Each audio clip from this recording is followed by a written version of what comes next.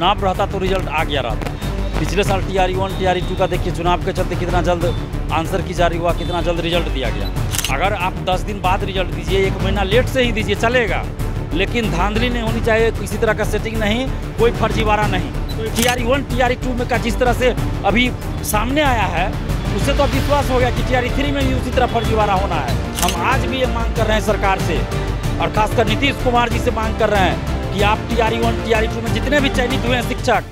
नमस्कार, आप देख रहे हैं लाइव सीरीज। मैं हूं आपके साथ रोहित। आपको बता दें कि BPSC TRE 3.0 का आखिर कब आएगा रिजल्ट।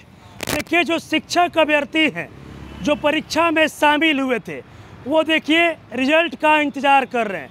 लेकिन सवाल ये भी खड़ा हो रहा है कि आखिर TRE 3 के रिजल्ट में इतना देरी क्यों। देखिए, मेरे साथ तमाम मुद्दों पर बातचीत करने के लिए छात्र नेता दिलीप है। दिलीप जी, रिजल्ट में आखिर इतना देरी क्यों हो रहा है? देखिए, रिजल्ट में देरी का जो सबसे बड़ा कारण है वह है कि अभी आपको चुनाव नहीं है कोई हाल फिलहाल। चुनाव रहता तो रिजल्ट आ गया रहता। पिछले साल TRE-1 TRE-2 का देखिए चुनाव के चलते कितना जल्द आंसर की जारी हुआ, कितना जल्द रिजल्ट दिया गया। और अभी देखिए TRE-2 में तो परीक्षा समाप्त हुई और 2-3 घंटा के अंदर आंसर किया गया था। और तुरंत 10 दिन के 12 दिन के अंदर रिजल्ट आ गया, तुरंत ज्वाइनिंग सब कुछ हो गया, क्योंकि उस समय चुनाव होना था। और अभी चूँकि कोई चुनाव नहीं है, इसलिए देखिए परीक्षा के 1 महीना बाद आंसर की जारी हुआ है। 1 महीना से कुछ ज़्यादा ही समय, ज़्यादा ही हो गया तब आंसर की जारी हुआ है। तो ये सिर्फ और सिर्फ इसलिए हो रहा है कि चुनाव नहीं है बस, और अभ्यर्थियों के साथ जो है इस तरह से खिलवाड़ हो रहा है। शिक्षक भर्ती के नाम पे खेल हो रहा है। चुनावी फ़ायदा उठाने की जो ये कोशिश है सब लोगों की है। हम ये नहीं कहेंगे कि किसी एक पार्टी की, सब की यही है। और अभी देखिए सबसे बड़ी बात है कि किसी तरह की धांधली नहीं होनी चाहिए। अगर आप 10 दिन बाद रिजल्ट दीजिए, 1 महीना लेट से ही दीजिए चलेगा, लेकिन धांधली नहीं होनी चाहिए, किसी तरह का सेटिंग नहीं, कोई फर्जीवाड़ा नहीं। और रिजल्ट से पहले काउंसलिंग होना चाहिए। हम आज भी कह रहे हैं रिजल्ट से पहले काउंसलिंग होना चाहिए। TRE-1 TRE-2 में देखिए रिजल्ट के बाद काउंसलिंग कराया गया, कितना फर्जीवाड़ा हुआ है, हजारों लोग फर्जी बहाल हो गए। इसलिए हम कह रहे हैं कि TRE-3 में रिजल्ट से पहले आप काउंसलिंग करवाइए, दिव्यांगता की जांच करवाइए मेडिकल टीम के द्वारा। डर लग रहा है क्या? डर लग रहा है आप लोगों को? बिल्कुल डर नहीं, विश्वास है। विश्वास है कि फर्जीवाड़ा होगा TRE-3 में। विश्वास है, बिल्कुल विश्वास है। TRE-1 TRE-2 में का जिस तरह से अभी सामने आया है, उससे तो अब विश्वास हो गया कि TRE-3 में भी उसी तरह फर्जीवाड़ा होना है।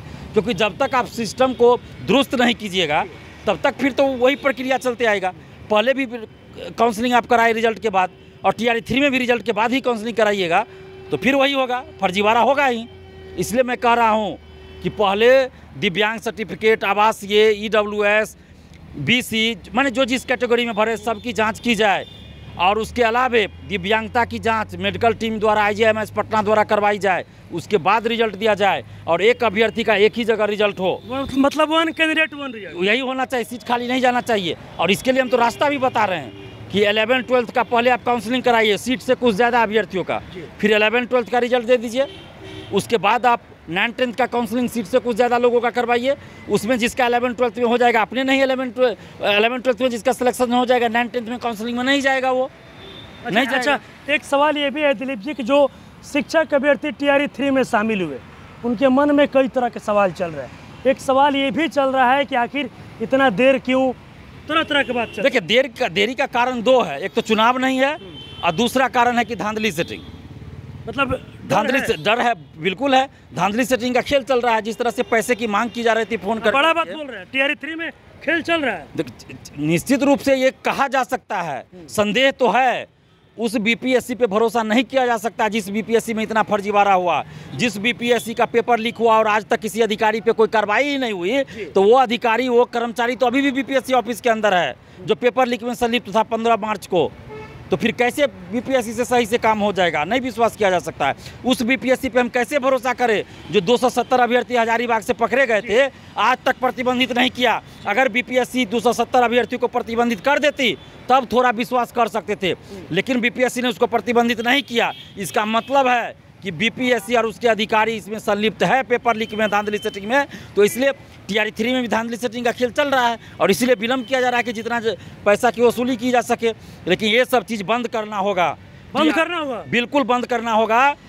क्योंकि ये जो बार बार अग्नि परीक्षा जो स्टूडेंट्स की ये लोग ले रहे हैं ना, तो ऐसा ना हो कि एक दिन ये सारे स्टूडेंट्स मिलकर इन आयोगों का और आयोग के चेयरमैन का और सरकार का अग्नि परीक्षा और बिहार के नेताओं की अग्नि परीक्षा ले, तो तब इन लोगों को पता चलेगा। और TRE 1 TRE 2 में जो फर्जी दिव्यांग सर्टिफिकेट 5-5-10 हज़ार में बना लगातार बिहार के कई जगहों से जो शिक्षक हैं वो पकड़े जा रहे हैं। बिल्कुल, मैंने तो पहले कहा था, मैं आज से नहीं, मैं जनवरी से ये बात कहता रहा हूँ कि बिहार में हजारों लोग फर्जी दिव्यांग सर्टिफिकेट बना के नौकरी में चले गए, शिक्षक बन गए, बिहार के लोग भी और बिहार से बाहर के लोग भी ऐसा किए हैं। जो उसकी जांच हो, दिव्यांगता की जांच हो, इसके अलावा फर्जी आवासीय बना लिए, बिहार से बाहर के लोग बिहार का आवासीय बना लिए, और उसके साथ साथ कोई EBC का, कोई EWS का, कोई SC का, कोई BC का सर्टिफिकेट बनाकर मतलब फर्जी डॉक्यूमेंट आरक्षण ले लिए, यहाँ का भी आरक्षण ले लिए। तो इस सब की जाँच हो। महिला आरक्षण और दिव्यांग आरक्षण का लाभ बिहार से बाहर के लोगों को क्यों दिया जा रहा है? बिहार की बेटियों का हक क्यों छीना जा रहा है? महिला आरक्षण का लाभ जनरल कैटेगरी में बिहार से बाहर की महिलाओं को मिल रहा है, ये बिल्कुल गलत है। दिव्यांग कैटेगरी में भी आरक्षण का लाभ बिहार से बाहर के लोगों को मिल रहा है। ये आरक्षण कोई भी हो, चाहे महिला आरक्षण हो या दिव्यांग आरक्षण या कोई भी आरक्षण, सिर्फ और सिर्फ बिहार के लोगों को मिलना चाहिए। अच्छा, एक सवाल ये भी है कि जिस तरीके से आप अब फर्जी डॉक्यूमेंट वाले जितने भी लोग हैं उन तमाम लोग आप जाँच का मांग कर रहे हैं। TRE 1 और TRE 2 में जितने लोग भी बहाल हुए वो लोग तो अब शिक्षक बन गए हैं, पढ़ा भी रहे हैं, तो कैसे उन लोग का जाँच होगा? नहीं, जांच क्यों नहीं हो सकता? जांच तो 10-10 साल बाद होता है। कई IAS जो DM बन चुके थे 15 साल, 20 साल, 25 साल बाद उनको बाहर किया गया। क्यों? क्योंकि उन्होंने फर्जी जो है कास्ट सर्टिफिकेट बना के नौकरी ले लिया था, तो उनको बाहर किया गया। हम आज भी ये मांग कर रहे हैं सरकार से, और खासकर नीतीश कुमार जी से मांग कर रहे हैं कि आप TRE 1 TRE 2 में जितने भी चयनित हुए हैं शिक्षक, सब की फिर से सारे डॉक्यूमेंट्स की जाँच करवाएं।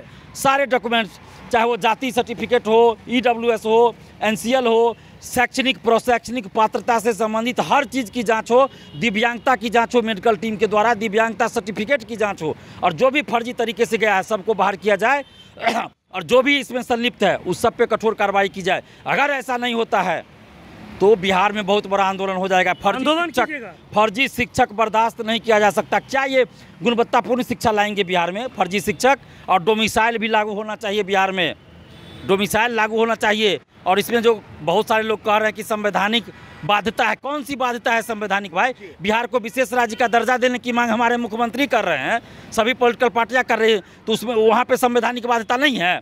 जबकि विशेष राज्य का दर्जा का जो 6 क्राइटेरिया उसमें बिहार जो है नहीं आता है, फिर भी मांग कर रहे हैं ना कि विशेष प्रोविजन कीजिए, विशेष प्रावधान करके बिहार को विशेष राज्य का दर्जा दीजिए, ये मांग हो रही है। डोमिसाइल लागू हो, डोमिसाइल लागू हो 90% तक, 10% सीट ओपन रहे जिसमें बिहार के लोग भी भरेंगे, बिहार से बाहर के भी आ सकते हैं, लेकिन 90% सीट बिहारियों के लिए रिजर्व होना चाहिए। एक आखिरी सवाल होगा, आप BPSC ऑफिस में गए थे आप मुलाकात करने, तो क्या लगता है आपको कि मतलब कितने तारीख तक जो है वो TRE 3 का रिजल्ट आ सकता है? देखिए, अभी कोई भी एग्जैक्ट बताने की स्थिति में नहीं है, और इसका सबसे बड़ा कारण है कि जब तक ऊपर का मतलब सरकार के ऊपर से कोई आदेश नहीं आएगा तब तक ये लोग रिजल्ट जारी नहीं करेंगे। यही TRE 1 TRE 2 में देखिए, चूंकि सरकार को हड़बड़ी थी, क्योंकि सबको पता है विधानसभा भंग करके लोकसभा के साथ चुनाव कराना था, हालांकि ये नहीं हुआ, विधानसभा भंग नहीं हुआ, लेकिन प्लानिंग यही थी, और इसके चलते जल्दी रिजल्ट दिया गया।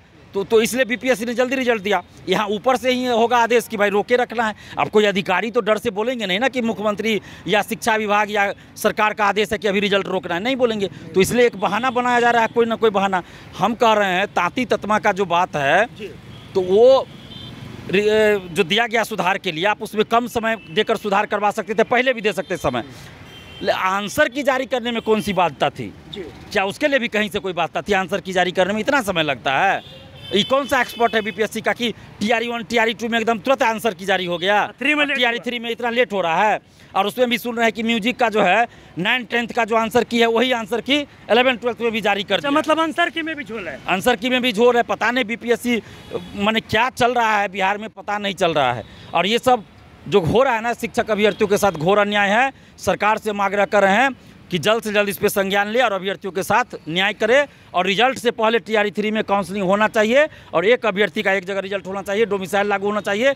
TRE 1 TRE 2 में सभी शिक्षकों की फिर से सब कुछ जांच हो, डॉक्यूमेंट जांच हो, बायोमेट्रिक भी जांच हो, सारा डॉक्यूमेंट जांच हो। चलिए देखिए, मेरे साथ छात्र नेता दिलीप थे। देखिए, BPSC TRE 3.0 रिजल्ट को लेकर लगातार जो शिक्षक अभ्यर्थी हैं वो देखिए इंतजार कर रहे हैं, लेकिन देखिए ऐसे में छात्र नेता दिलीप बड़ा खुलासा कर रहे हैं, बता रहे हैं कि आंसर की में भी झोल है। साथ ही साथ ये भी बता रहे हैं कितना विलम्ब हो रहा है। बीपीएससी जो ऑफिस है उस पर विश्वास नहीं किया जा सकता है, बीपीएससी आयोग पर विश्वास नहीं किया जा सकता है, कहीं ना कहीं अंदर खेल चल रहा है। साथ ही साथ देखिए टीआरई 1 और टीआरई 2 में नियुक्त शिक्षकों की डॉक्यूमेंट की फिर से चेक करने की मांग भी कर रहे हैं। साथ ही साथ एक बड़े आंदोलन की चेतावनी भी दे रहे हैं। और भी क्या कुछ कहना था छात्र नेता दिलीप का, आपने तमाम चीज़ें इस वीडियो में देखी है। बस इसी तरह की तमाम खबरों के साथ आप मेरे साथ जुड़े रहें। तब तक के धन्यवाद।